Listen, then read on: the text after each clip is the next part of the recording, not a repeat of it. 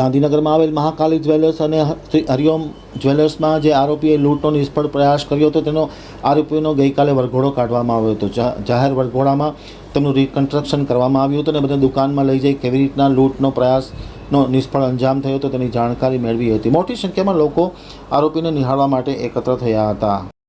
Gandhinagar આમતક news બ્યુરોમાંથી જે કે પટેલનો એક વિસ્તૃત અહેવાલ। ગાંધીનગર સેક્ટર 24માં જ્વેલર્સને લૂંટવાનો નિષ્ફળ પ્રયાસનો મામલો સપાટી પર આવ્યો છે। ગાંધીનગર એલસીબીએ 5 પૈકી 4 આરોપીને ગણતરીના કલાકમાં ધરપકડ કરી હતી, જેમાં આજે સેક્ટર 24માં આરોપીઓને સાથે રાખી પોલીસે તેમનું રિકન્સ્ટ્રક્શન કર્યું હતું। પોલીસે આરોપીઓને બંને જ્વેલર્સની દુકાનમાં લઈ ગયા હતા।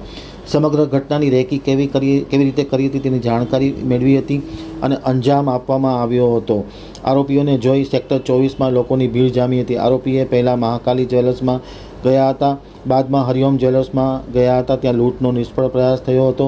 બાદમાં તેઓ કેવી રીતે નાસી છૂટ્યા તેની જાણકારી મેળવી હતી। આરોપીના રિકન્સ્ટ્રક્શન વેળાએ મોટી સંખ્યામાં લોકો એકત્ર થયા હતા અને પોલીસે આરોપીની બરાબર સરાભરા કરી હતી।